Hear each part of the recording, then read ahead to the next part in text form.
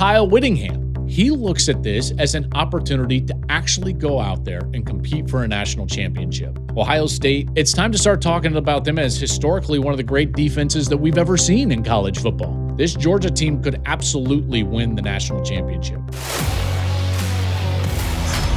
Touchdown.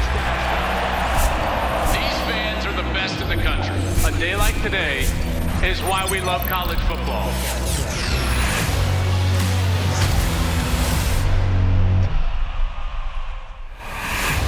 Hey, welcome into the program. This is the Joel Klatt Show. I'm Joel Klatt. This show is brought to you by Graduate by Hilton. We thank them for their support. As always, we've got playoff games to talk about. Once again, we've got this quarterfinal matchups. All four of these games, I'm going to be picking them. I'll be previewing these games in this episode. I also have to react to the Kyle Whittingham hire by Michigan.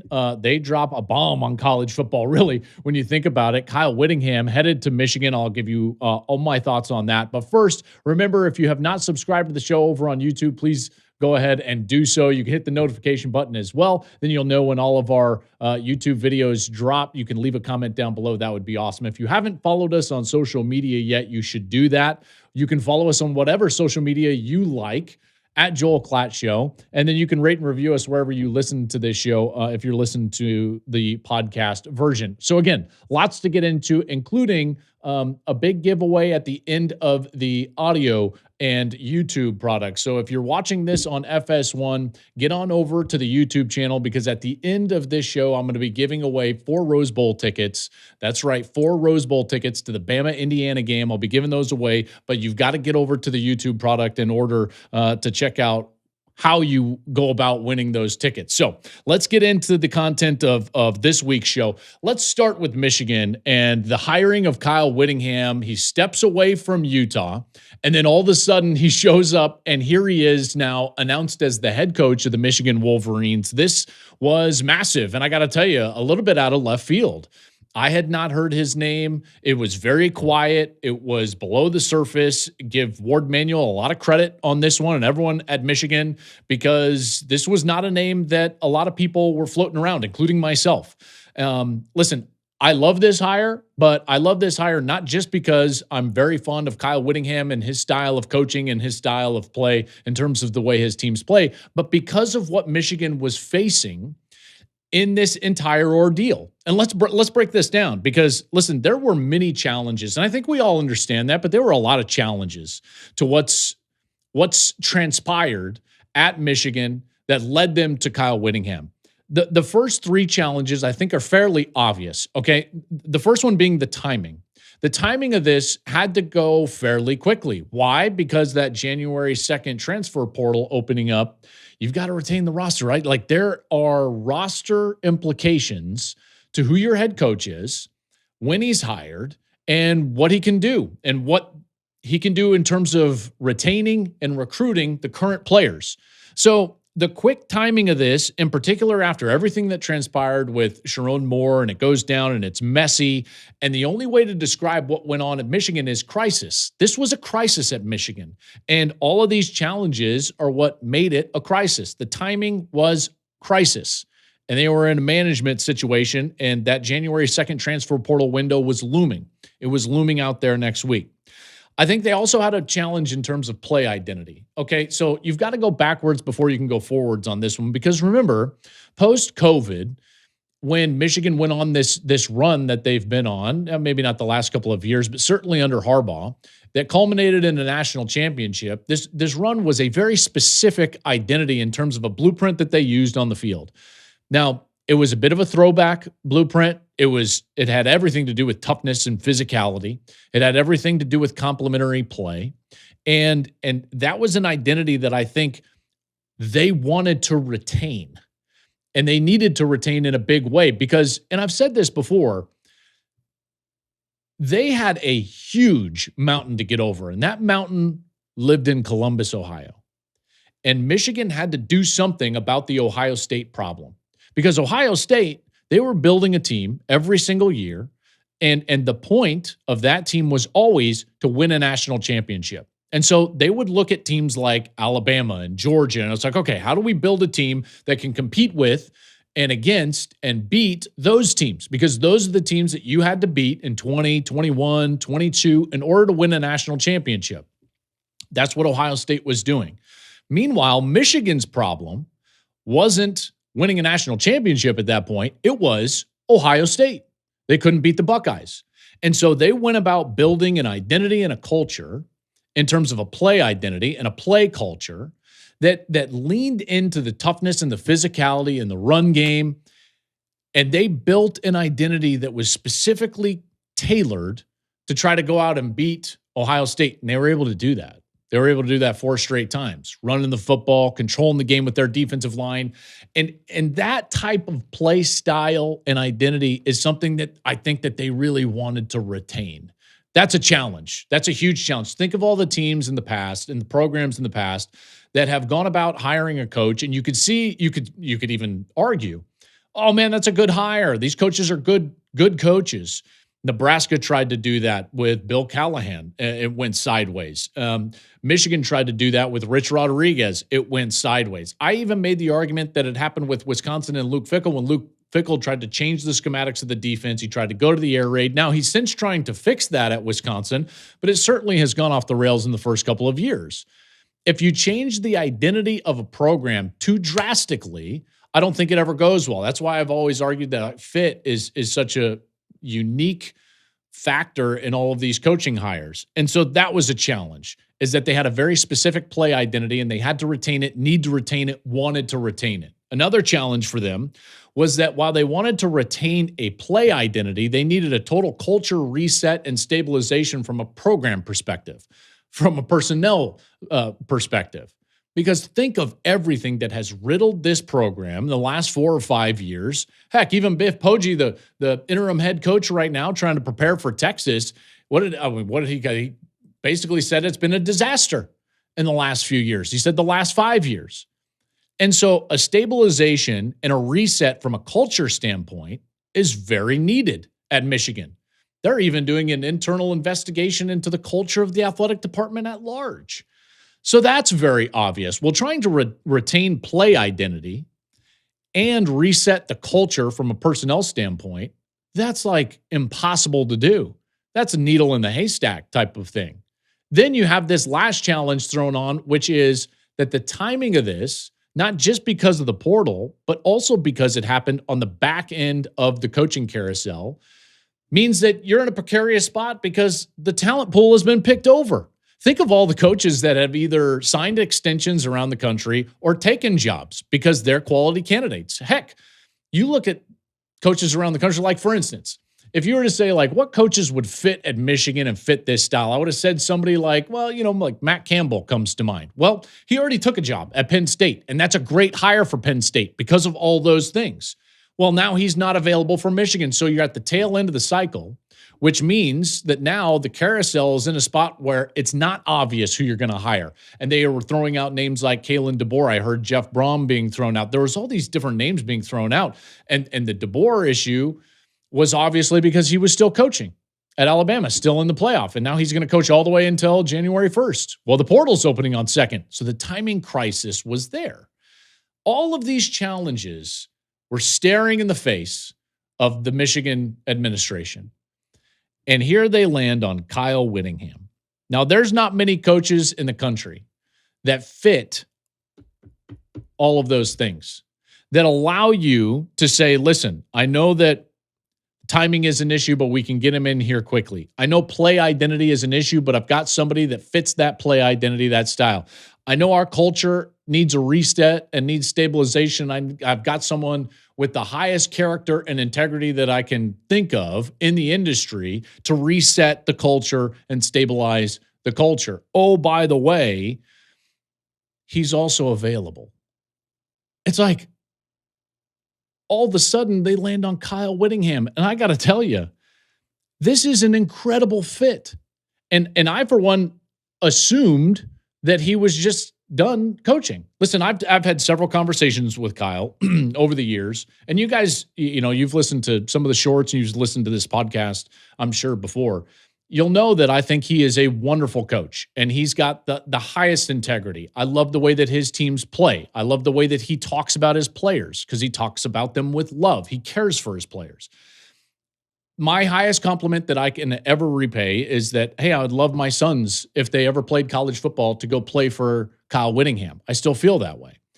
And I just assumed, because of our conversations, he had said, listen, I want to spend time with my grandkids, and he's like, it's not that I'm done. I'm physically fit. I'm got energy, but maybe my time's run out here at Utah. And I'm sitting there and I just assumed that he was done. I just assumed. And this goes back to a point that I should have taken my own advice on this, because all of these coaching hires, or I should say openings that come open, you guys know this. If you've listened to this program for any length of time, you'll know this. Like, for instance, when Penn State came open this year, or when LSU came open this year, what do I always say? I say you force great candidates to tell you no before you move on. And I would say you call Urban Meyer, you call Nick Saban. I said that for LSU. I said that for Penn State. And everyone's like, oh, that's stupid. Those guys would never do it. Why? That's based on an assumption. You force them to tell you no. Chris Peterson, call Chris Peterson. Force him to tell you no. And then once he does, say, okay, great, coach. Now, can you talk with me about guys that you like around the country? So you're not only gaining information, but you're forcing him to say no, and you're not assuming, because you don't want to deal in assumptions. I was dealing in an assumption. I thought Kyle was done. Good thing for Michigan and everybody at Michigan that they didn't assume, and they made the call. Because if they make the call, then Kyle has to at least contemplate whether this is a good fit for him. And now from his side, Kyle Whittingham has spent 30-plus years at Utah, building them from a mid-major program into a perennial top 15 program in the power conferences. That has taken a tremendous amount of work. There's no real reason, and I mean this with all due respect, there's no real reason that Utah, the University of Utah, should be a top 15 program in college football every single year. And yet they are. Why? Because of Kyle Whittingham. He is a winner. He's going to go to the Hall of Fame. And now he's going to go to Michigan because he looks at this as an opportunity to actually go out there and compete for a national championship.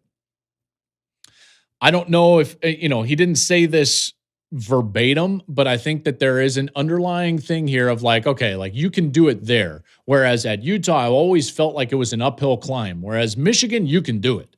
You can go win a national title. They are funded. They've got everything that they need. Not that Utah doesn't, but it's an uphill battle, and he would know that uniquely so because he spent 30-plus years there.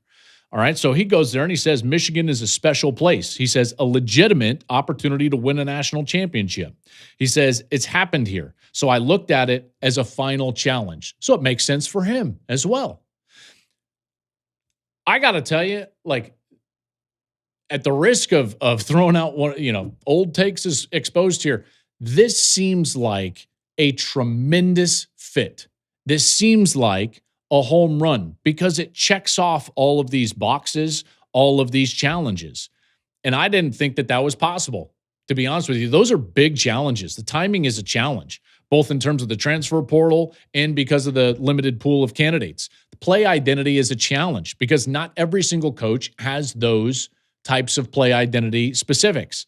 Culture reset and stabilization, that's a challenge. Any one of those four are going to be very difficult to find. And yet Kyle Whittingham checks the box in all four. I think it's an incredible fit. I think now you shift the gaze into what he's going to need to do. All right. And so when you look at him now and you say, okay, what are the two things he's got to do? And he's got to do it in a really quick fashion.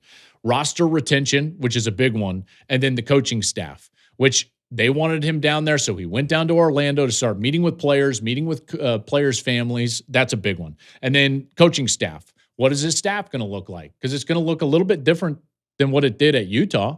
I think that's pretty obvious. One, Morgan Scalley is the coach in waiting. People have asked me, do you think that it went south at Utah? No, I just think that the whole dynamic there with a coach in waiting over multiple years becomes problematic because everyone's just waiting for you to leave. And at some point, you're like, well, I guess I'm going to leave because I guess that's the plan. Even though I know in his heart of hearts, Kyle still feels like he can coach and he can coach at a high level.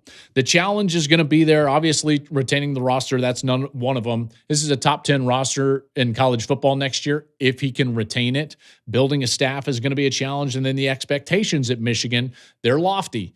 And their schedule next year, not easy. Here's some of the games that they have next year. They're going to host Oklahoma, Indiana, Iowa, Penn State. They've got to go to Oregon. They've got to go to Ohio State. Those are monster games. Monster games. And you better go 10-2 if you want to go to the college football playoff, because at Michigan, that's the goal. That's the goal. That's going to be the goal for him. That's going to be the goal for every single player. That's the goal for every single fan, is to go out there and compete for a national championship. I would focus on those home games. Not that you can't win at Oregon or at Ohio State. I think that that's difficult to do, but focus on the home games. He was great at home in Salt Lake at Utah, and he needs to bring that type of energy to Michigan. I don't know what Oklahoma is going to look like next year. I think the same can be said for Indiana, although we all believe Curt Cignetti can rebuild in a quick fashion. Iowa will likely look like what they've looked like for the last 30 years. Who knows what Penn State's going to look like under Matt Campbell. So focus on those home games. I think that that's going to be very, very interesting. What's up, Klatt Show fans? If you're looking for a great gift idea or something fun to do with your friends and family, look no further than SeatGeek. With over 35 million downloads, SeatGeek is the #1 rated ticketing app out there. Now, there are more than 70,000 events listed, like concerts, festivals. You can even score college football playoff tickets, World Cup tickets this summer. They're on SeatGeek. I personally love using SeatGeek for tickets to games with my boys because I know that SeatGeek has my back. Each ticket is rated on a scale of 1 to 10, so you know you're getting a good deal. Look for the green dots. It means a great deal. Red ones maybe mean keep looking. Now, they're backed by their buyer guarantee, and of course, they have a code just for us at the Klatt Show. You can use Klatt10 for 10% off your next set of tickets at SeatGeek. That's 10% off any tickets with promo code Klatt10. Make sure you click the link in the description to download the app and have the code automatically added to your account so you can use it later. A huge thank you to SeatGeek for sponsoring today's show. All right, let's get into these playoff games. So let me just start with this. The quarterfinals should be played on campus. And I'm going to say this until I'm blue in the face. Dan Lanning said it. It's obvious. These teams that earned the top 4 seed should be playing at home. These games would look vastly different if they were played at home. I think we all know that. Now, has not been a great season picking games for yours truly. Last year we went really well. This year, not so much. 36-40 on the season with our picks against the spread, but we're going to keep swinging, so here we go. Ohio State, we're going to go in chronological order, okay, so how these games are going to play out. So we're going to go in Ohio State against Miami. Ohio State is favored by 9.5 in the Cotton Bowl. This one's on New Year's Eve. The biggest question I have coming into this game is Ohio State's offensive line against Miami's defensive line. That's the biggest question mark. There's really only been one thing that I would say has been exposed for Ohio State during the entirety of the year, and that is the offensive line. I think Indiana did both of those things in the Big Ten championship game. They were able to get after Julian Sand and force some pressure on him, and then they were able to make things really difficult, in particular in short yardage and in the red zone on the offensive line. Ohio State had trouble converting, and because of that, lost the game, lost the Big Ten championship. So Miami needs to duplicate that, and that's where they're strong. They're terrific up front. Bain is an insane player. They are great up front. They need to be great up front in order to beat Ohio State. The problem for Miami is that in the other areas of this game, I think Ohio State has an advantage to a substantial advantage in most other areas of this game. Let's start with this. Ryan Day is going to be calling the plays. He's great at that. There's no other way to put that. He's one of the great play callers that I've ever been around covering this sport. And now he's taking over as Brian Hartline got a new job. He moves on to his new job. And now Day taking over the play calling. And you know he's going to be aggressive. He is aggressive, in particular when he has time to plan. Think about the way that they attacked last year. Granted, he wasn't calling the plays, but the way he attacked last year in prepping, remember when he had time to prepare for that Clemson team in, 2020, and he got after them in the playoff? Like, remember the way he got after it and scored a bunch of points against that very good Georgia team that was going for a back-to-back, and they lost in that Sugar Bowl in the semifinal. When he's got time to plan, Ryan is very aggressive, and he's going to be aggressive in this game. There's no doubt about it. So Miami's defense, while they played great against Texas A&M, is going to see a vastly different offense than what they saw against Texas A&M and a vastly different quarterback. Julian Sayin is a much better player than Marcel Reed, and it's a passing game that is much more dynamic than what A&M put out there. So again, that defensive line for the Hurricanes, they better be great. They better stop the run, force the game onto Julian Sayin's arm, and then get after him. Because outside of that, I think Ohio State's going to be able to move the football and score some points. The problem for Miami really comes in on the opposite side because, listen, they've got a big game from Mark Fletcher, but do we really think Miami's going to be able to run the football against Ohio State? I don't think they're going to be able to do that as well as they did against A&M. A&M's clear weakness on defense was stopping the run, and Miami was able to expose that. But that's not a clear weakness for the Buckeyes. That is a very different defensive front than what they saw against A&M. They're great against the run.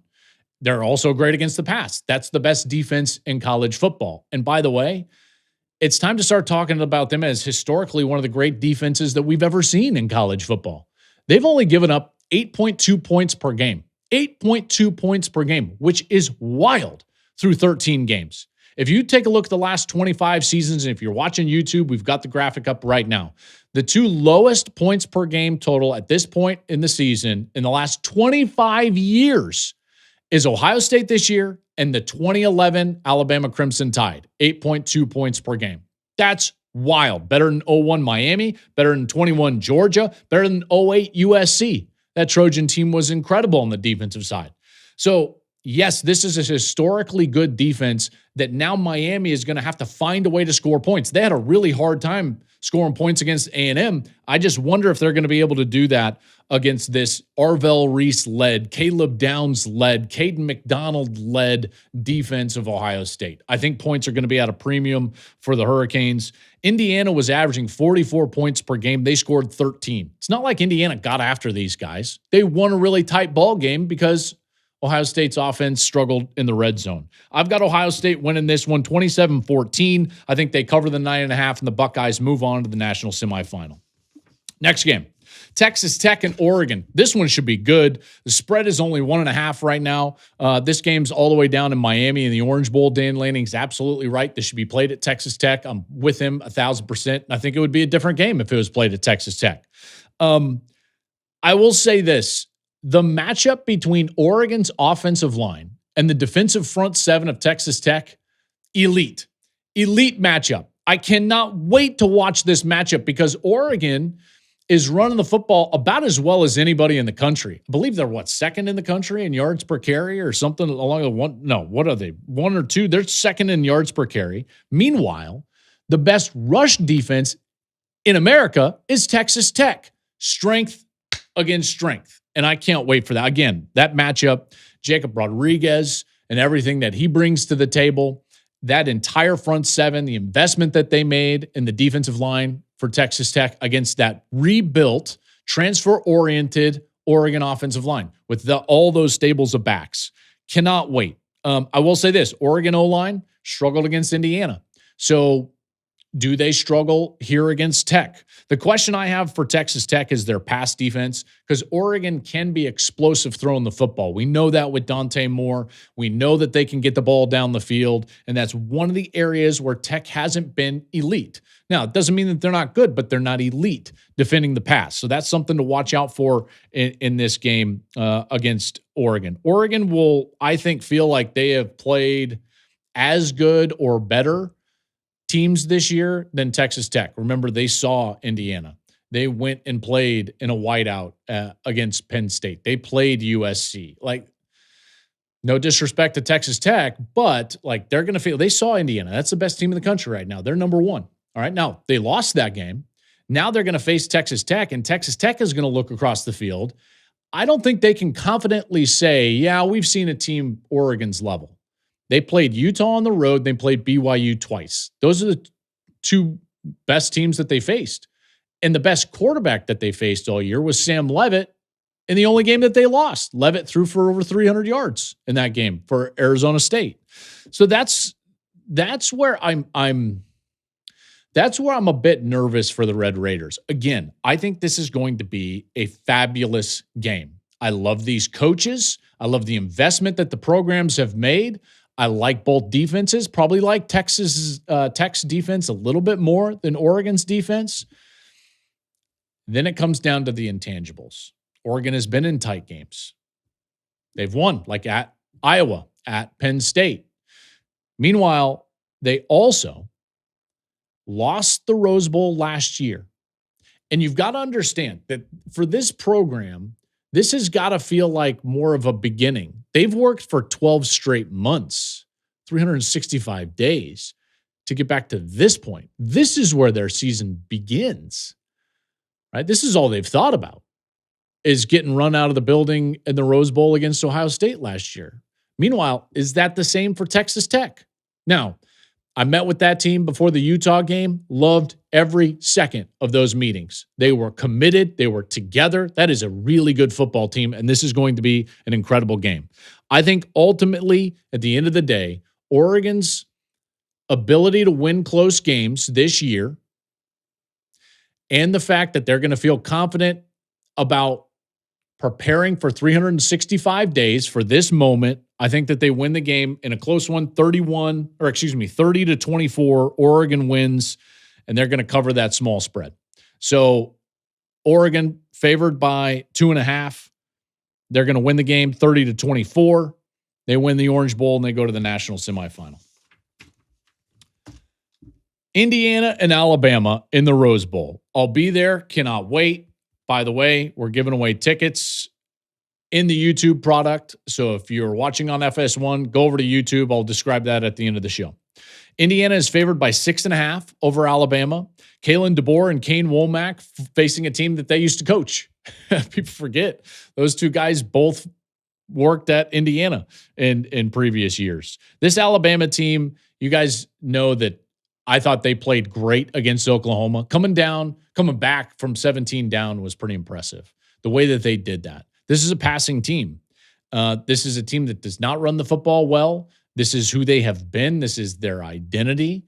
And, Indiana has seen some good passing attacks. They saw Oregon. They saw Ohio State in their last game. I think Ty Simpson is an elite player.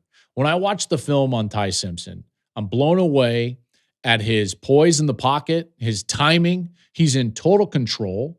His feet are phenomenal. The footwork allows him to play on time. Playing on time allows him to throw the ball accurately and allows him to really attack defenses.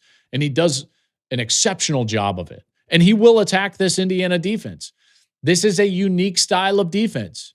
They play a lot of zone coverage, more zone coverage than almost anybody else in college football, but they also pressure. It's called sim pressure or zone pressure. They do it a lot. There's a ton of movement up front with their defensive line. And the best way to describe them from opposing coaches that face them is that they're slippery up front, tough to block, makes them really difficult to block both in the passing game and in the running game.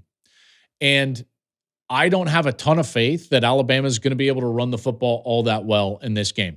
They just don't run the football well. They'll lean on the passing game, which is elite. Now, I think it's going to be hard for Alabama to protect Ty Simpson. That offensive line, even on film in a game in which they won against Oklahoma, it's not like their offensive line's playing great. A lot of it is Simpson's ability to elude, play on time, and protect himself.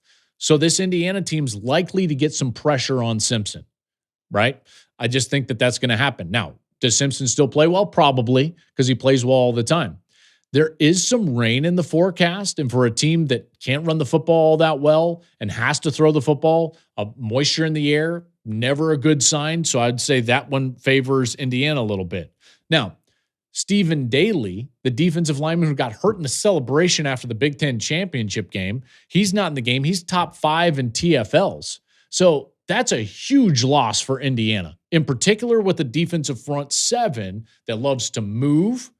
They love to get themselves in twists and do a lot of creative things, and he was a huge part of that, right? Huge part of that. So how they make up for his absence, I think, remains to be seen. Alabama defensively, I think that they've played pretty well. I don't think that they're great on defense, but they've played pretty well. If you go back to early October, they've had a couple of games where they held teams, that weren't great. Like, what was it? Eastern Illinois, they shut them out. LSU, which at the time was a dumpster fire, they held them to, I think, 9 points. Everybody else since early October has scored 20 or more against Alabama. I believe 8 of the last, 8 games or something like that? 8 of the last 10 or something along those lines. 7 of the last 8 games, they've given up 20 or more. So can they hang on? I'm not sure. Mendoza is a much better quarterback than John Mateer. Mateer really struggled in that game. He was not on time. He did not throw the football well. He gave a couple of freebies to Alabama. Mendoza is battle-tested. He has faced great defenses. He's been behind on the road in the fourth quarter. I don't think he's going to flinch at all. This is an offense that did not do a lot against Ohio State, but when they needed it, they were great in the second half and in particular in the fourth quarter. So listen, 6.5 is a lot. I think this is a close game. I think Indiana wins a very close game. I think there's going to be some turnovers with the moisture. Indiana wins this one 24-21. So Bama is going to cover the 6.5. I'll give the 6.5, or I'll take the 6.5, excuse me, and Indiana wins this game 24-21. I like Indiana to win it in a close one, probably a classic. Last one of the quarterfinals here, Georgia favored by 6.5 against Ole Miss in the Sugar Bowl. I do think this is where the air kind of leaves the room for Ole Miss. Pete Golding is coming in. Lane Kiffin is gone. There was a bit of the circle the wagons type moment for Ole Miss in their first playoff game. Georgia's playing too good right now. They really are. They're playing too well. Georgia has turned into Georgia, in particular on the defensive side. 10 points or less in their last 4. 2 matchup games in the last month of the season. They faced Texas and Alabama, and they beat them both pretty handily. They've got 12 sacks over the last 5 games. They only had 8 in their first 8 games. So over half of their sacks have come in the last month, which means they're finally getting after the passer a little bit. That should help. No one's been able to run it on them all that well, in particular late in the season. I do think that this is a bit of a tale of 2 teams. Early in the year, this was this Georgia team that was constantly in these close ball games, one of them being against Ole Miss, where Ole Miss scored in their first 5 possessions. And then all of a sudden they figured something out, and that thing was defense. And they went back to being Georgia on defense.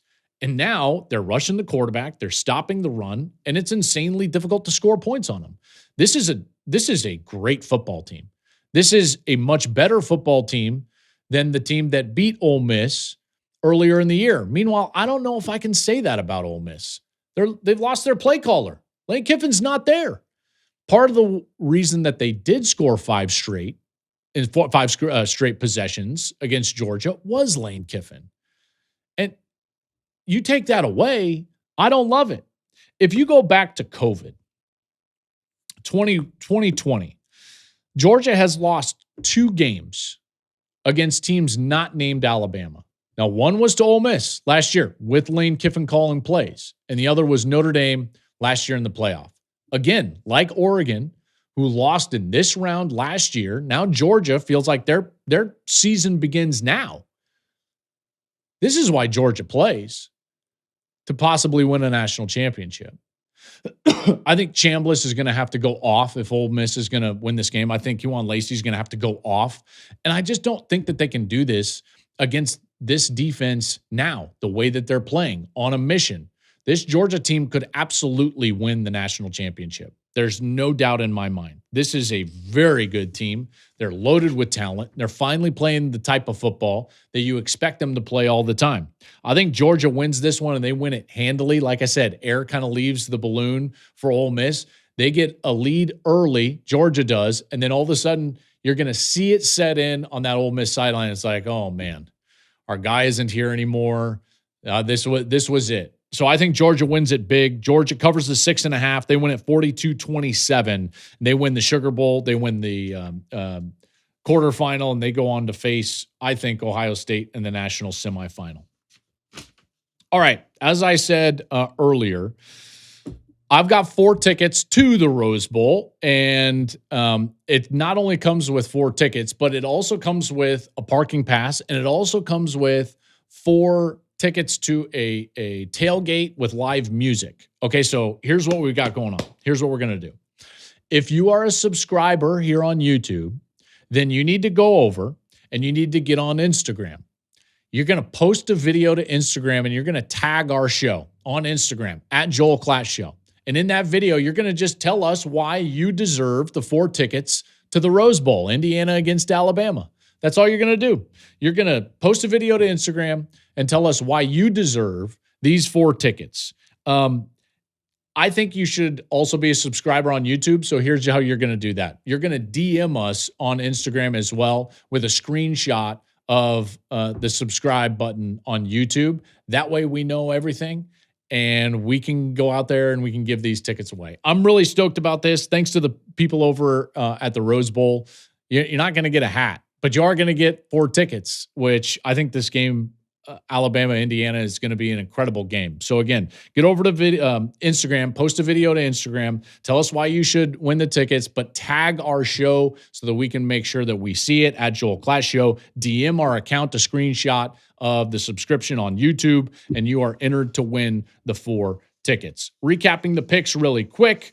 I've got Ohio State covering 27-14. So I will give the 9.5 there. I've got Oregon winning 30-24. They cover the 2.5 in the Orange Bowl. I've got Indiana winning, but Bama covering the 6.5. So I've got Indiana 24-21. I'm going to take the 6.5 with Alabama. And then that last game, I've got Georgia winning that one. I've got them winning that game handily. What is that? 42-27. They're going to cover the 6.5. Thank you for listening. As always, I hope you had a great Christmas. I hope you have a very safe New Year's. We're going to be back recapping all of the quarterfinal games. We'll be back the day after those games. So January 2nd, that show will appear for you right here, the Joel Klatt Show. We'll recap all of those games as we lead into the national semifinals. Remember, get over to Instagram, post that video to sign up for the tickets. And I got to tell you, we're about to crown a champion. I know it's going to be a long time until whatever, January 20th or 19th, whenever we're going to crown a champion. But we're getting down to it. So a lot going on. Thank you for listening, everybody. Thank you for watching on YouTube, and we will see you next time.